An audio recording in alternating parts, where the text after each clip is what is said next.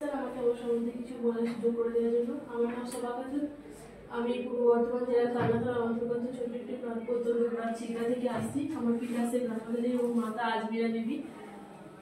আমি ছোটবেলা থেকে স্বপ্ন দেখতাম যে আমি প্রাইমারি শিক্ষিকা হব, কারণ আমি বাচ্চাদের সঙ্গে থাকতে ভীষণ ভালোবাসি। আমার হবি হলো যে আমি অবসর সময়ে বাচ্চাদের সঙ্গে থাকার পাশাপাশি নিজের ভাষায় লেখালেখি করি। এছাড়াও আমি গান শুনতে খুব ভালোবাসি।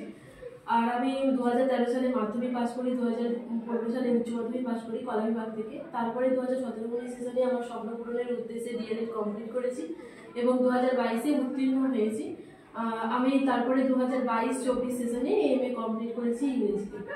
আচ্ছা, আপনি পেছনে আপনার একটা গ্লোব আছে হাতে,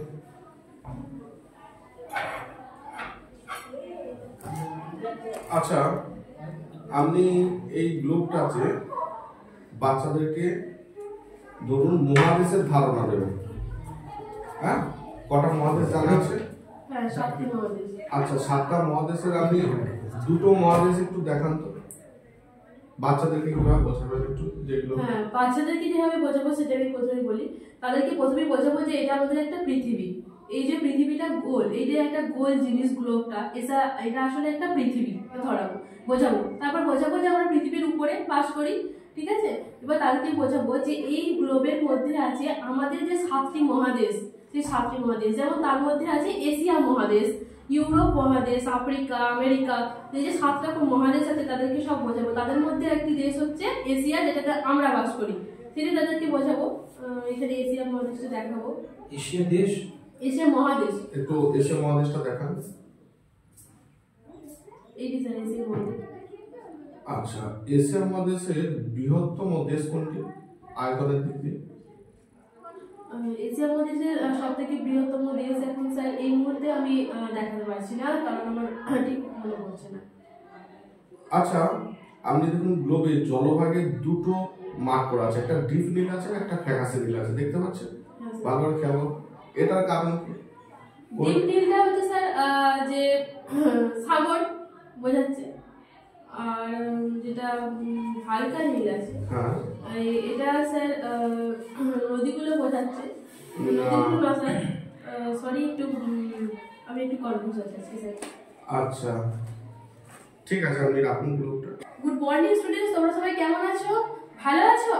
আমিও তো খুব ভালোই আছি। আচ্ছা, তোমরা সবাই কোন শ্রেণীতে পড়ো? ক্লাস 4-এ পড়তে গেছো তোমরা? বাহ, ক্লাস 4-এ উঠে গেছো। Sorry sir. সবাই কেমন আছো? ভালো আছো? আমিও খুব ভালো আছি। আচ্ছা, তোমরা বলো তো যে তোমরা সবাই বাড়িতে সবার সঙ্গে থাকতে খুব ভালোবাসো, তাই না? হ্যাঁ, আমিও তো খুব থাকতে ভালোবাসি। আমার বাড়িতে তো সবাই একসঙ্গে থাকে, আমাদের যৌথ পরিবার। তোমাদের বাড়িতে কে কে যৌথ পরিবার আছে? কার কার আছে যৌথ পরিবার? ও, তোমাদের সবাইকে যৌথ পরিবার আছে? কার কার? বাহ, খুব ভালো। আর যাদের যাদের একা একা পরিবার, সেখানে কে কে আছে? মা, বাবা আর ভাই বোন, তাই তো? হ্যাঁ। আচ্ছা বলো তো যে এই যে মা, বাবা, ভাই বোন আমরা যে একসঙ্গে থাকলাম, তাহলে পরে তোমার ভাই তোমার থেকে ছোট না বড়? ছোট। বা আমার ভাইও আমার থেকে খুব ছোট, একদম ছোট বাচ্চা। আমার ভাই জানো তো একদম হাঁটতে পারে না। সে কি করে? আমার সাহায্য ছাড়া হাঁটতে পারে না। আমি তাকে হাতটা ধরি, তখন ও একসাথে টুকটুক করে হেঁটে যায়। তোমার ভাইও তাই করে? বাহ, আমি জানো তো আমি আজকে তোমাদেরকে যে পড়াটা পড়াবো, সেইখানে দেখা যাচ্ছে যে আমার যে ছোট ভাই, সে যেরকম ভাবে একা সাহায্য ছাড়া হাঁটতে পারে না, সেইরকম এইরকম একটা বর্ণ, তোমরা এই বর্ণটাকে চেনো কি? ক। হ্যাঁ, এই ক থেকে চন্দ্রবিন্দু পর্যন্ত যতগুলো বর্ণ আছে, এরা কিন্তু একা একা উচ্চারণ হতে পারে না। কার সাহায্য নেয়? বলছি তোমাকে, উচ্চারণ করো, বলো ক। একটা অ আসছে না? হ্যাঁ, ক উচ্চারণকালে একটা অ আসছে। দেখো, অ উচ্চারণ করো তো।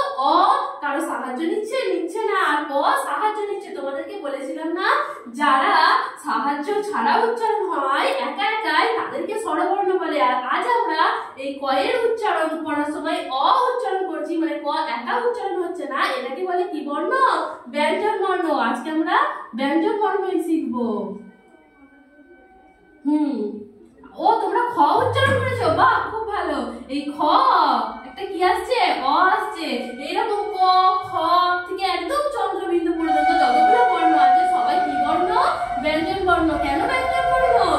ক্যামেরা। ঠিক আছে।